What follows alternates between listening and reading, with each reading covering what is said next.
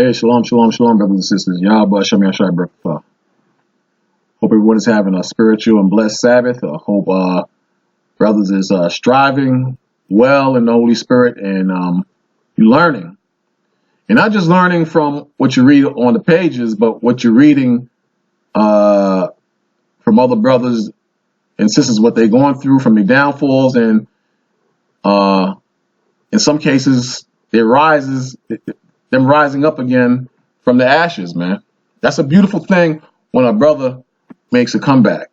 You understand? And in the midst of ridicule and people pointing fingers, it's always a beautiful thing for a brother or sister to walk back into the faith. I don't know how many people have ever experienced a brother who has gone off in wickedness and you didn't see him for a while, and he comes back to the church and he looks refreshed and he's ready to get into battle again. That's a beautiful thing, and I honor and respect a brother who can do that, because it takes a lot of courage to go around the naysayers and the haters, because some people they rebuke and judge you out of hatred, and certain brothers they rebuke and judge you out of love. I think I mentioned this one time. A brother came to me and he approached me and he started rebuking me on something I did many years ago.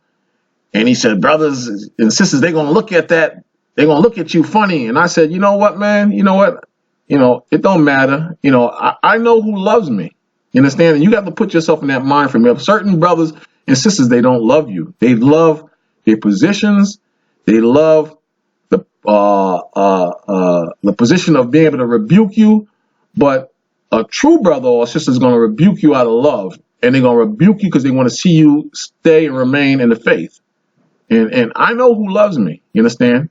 And when I do wrong or come out of character and I hurt someone who loves me, I feel bad. You understand? There's a difference of feeling bad for that, and there's a difference when you're enemies. When you're enemies and those who despise you or envy you, there's a difference when you sin or go off and they rebuke you. You understand? The sting is not as bad, but it's not as bad as when you hurt the ones you love. You understand? So, bear that in mind and learn from the mistakes, not just what's written in the scriptures. Learn from the mistakes of brothers and sisters who have fallen.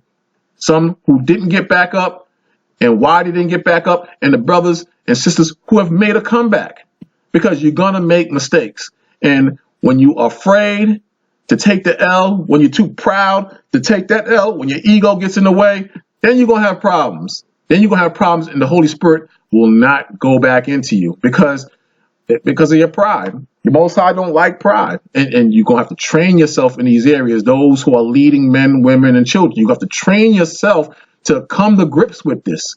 You understand? You're going to have to train yourself, and you're going to have to fight hard when the devil is trying to attach himself to you. And the reason why a lot of this is happening is because you're surrounded by the wrong people, or people who have been educated in the spirit of Yahweh Shem Yahushai the wrong way. And that's the problem. If you focus on the white man being the devil, the white man being the wicked, the white man being a homosexual, the white man in the Illuminati, the white man in the fall of America, if you're constantly bombarded by that and you're not being trained on how to avoid adultery, how to avoid fornication, how to not be a liar, how not to be a thief, how not to be a whoremonger, how not to be a drunkard, how not to be a drug addict, how not to sell drugs, how not to be worldly. Those are the things you're supposed to focus on and be taught daily. And because you're not being taught those things on a regular basis, that's why you're having the problems you're having. That's why your camp is having the problems they're having. Because what's happening is that you have created an environment where no one's attacking those issues, and now you have a spirit of respect of persons, a spirit of hypocrisy, a spirit of being a false prophet and a Pharisee. That's what you have among you, because it's not being properly attacked and it's not being addressed on daily occasions. When you read the gospel, those are the things they mainly attack, not the white man and how we oppress. I'm not saying you shouldn't ever deal with those issues. Those are important issues, but the main thing that's going to open the doors to salvation and close the doors to the devil getting in your mind are the positive, righteous attributes I just mentioned. You can't get around that. You can't get around it. And we're seeing the repercussions of not having those things as a foundation. That's why the New Testament is a beautiful understanding of the Most High. You can't just live in the Old Testament, because the Old Testament is not going to really touch on those issues the way the New Testament touches on them. And the New Testament is a transition from the old ways to the new ways. You got brothers talking about they one and the same. They're not one and the same. I'm not saying to dismiss the Old Testament. The Old Testament is important. But I'm saying the New Testament is that transition you have to accustom yourselves, your camps, your schools, your bodies to. And it has to be taught daily. It has to be meditated on. It has to be a spiritual understanding that you have to come to grips with. And again, I'm going to keep stressing it. Take that L when you fall. A righteous man falls 7 times, but he gets back up. Take the L. Because we're seeing a lot of brothers and sisters are falling hard. And, and in the last 2 weeks, man, I've learned a lot, man. And I'm not saying I'm judging. You understand? I'm not saying I'm judging. I'm learning a lot. When you apply the Bible to your life and you watch the nature and character of brothers and sisters, it's like a spiritual psychology that you can't get enough of. You can't get enough of, and it's very interesting. It's very interesting. I hate to put it that way, like it's a philosophy, but it's interesting and it's shocking in certain areas.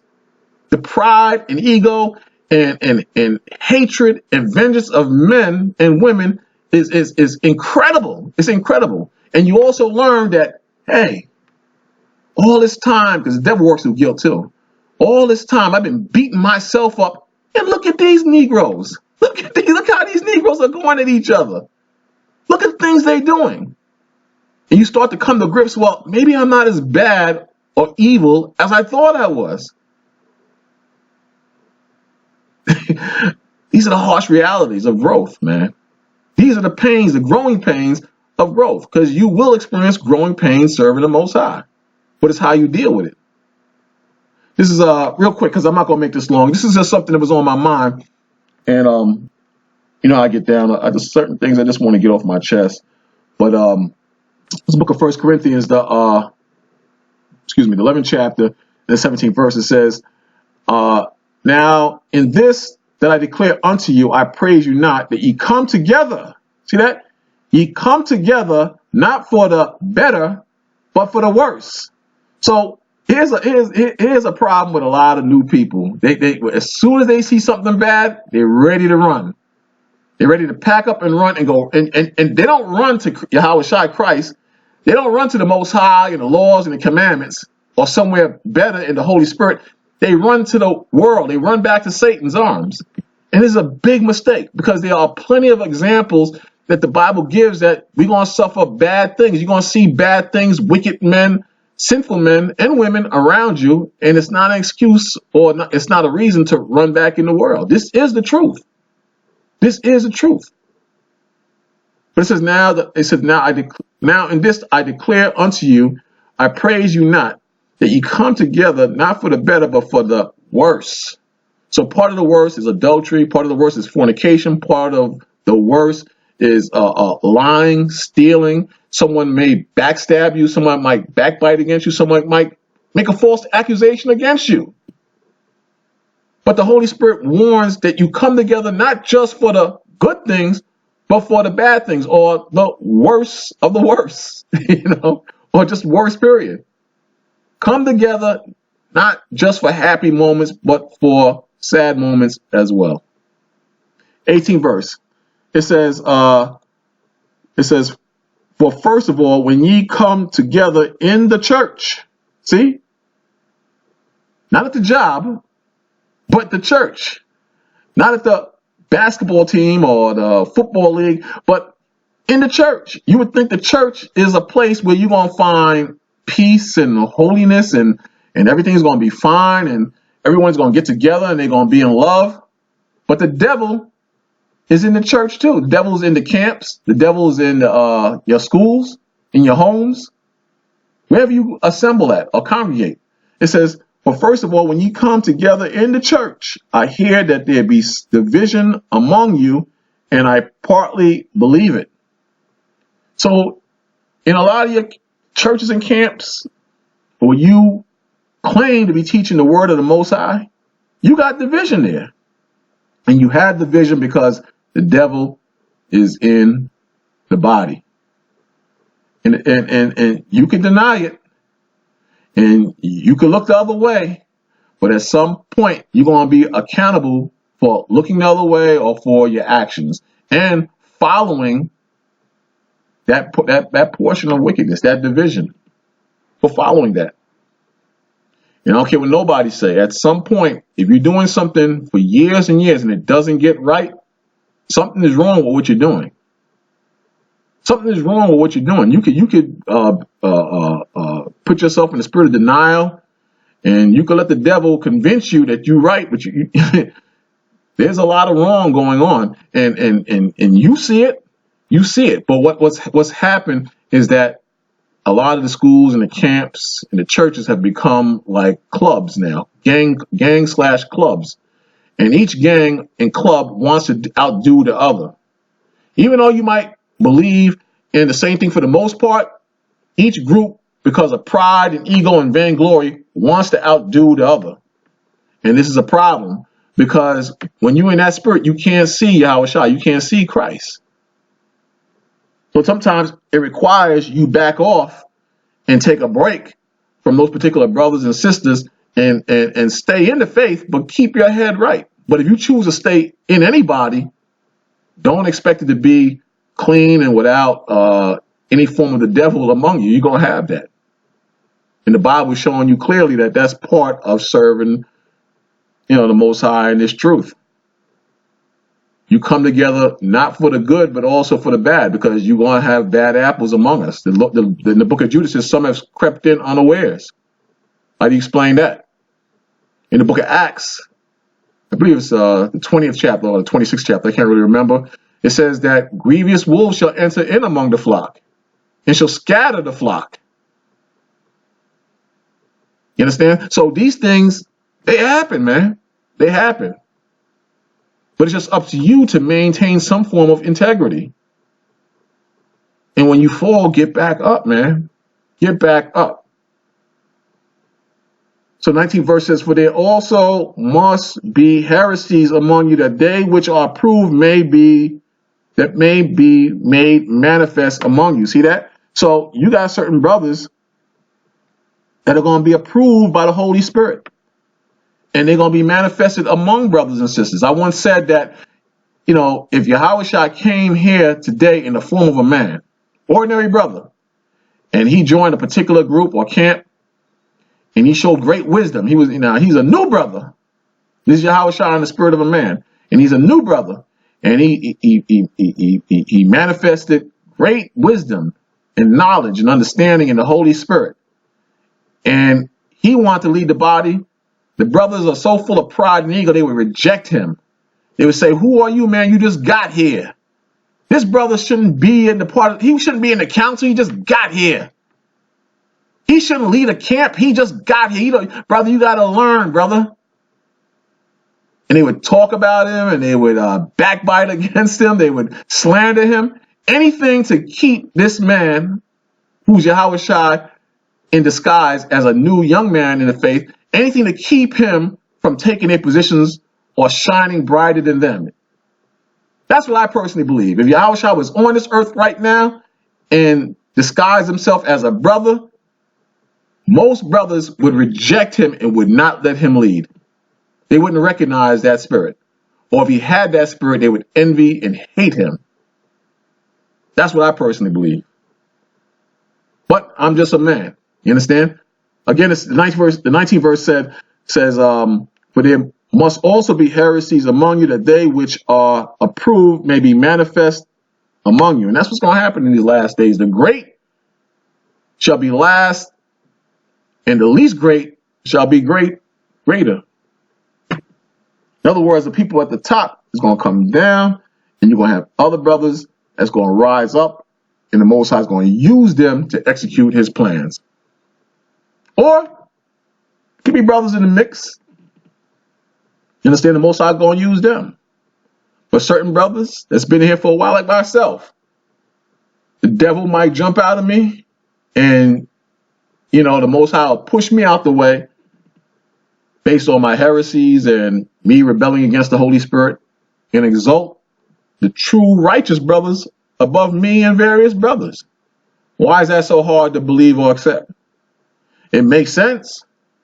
If the Most High is going to save America for judgment so all nations can see the Most High's power, if the Most High destroyed Egypt so all the world can see the Most High's power, why wouldn't the Most High use great men who in reality are not great men, put the spirit on them to start speaking heresies or give them over to the devil because of secret wicked deeds they're doing, but put that spirit so all the world or the congregation can see that these are not the men of the Most High and they're speaking heresies, and then raise up new men in their position to do a better job than what's being done now. And those same men who are speaking heresies that the Most High gave them over to Satan, those same men who preach against the two-thirds, rebuked the two-thirds, told you not to be a two-third brother or sister, now they're the two-third brothers and sisters. And the other men who were sincere, who rejected the heresies, who didn't have respect of persons, who weren't hypocrites, who walked in meekness, who walked in the spirit of brotherhood and love, the Most High is going to manifest them to take over the reins, man, and lead the sincere brothers and sisters into the kingdom of heaven. Why is that so hard to believe? I don't see that as too hard to believe. But then again, it goes back into what I said earlier. Watch yourselves. Watch yourselves. Watch as well as pray. Slow down. Slow down and take heed to what comes out your mouth. Take heed to where your heart is at.